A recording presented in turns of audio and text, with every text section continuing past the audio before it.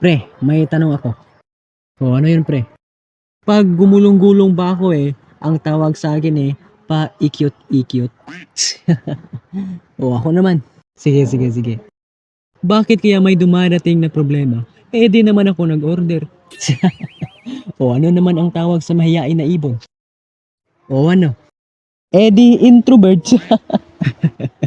Lahiya ka.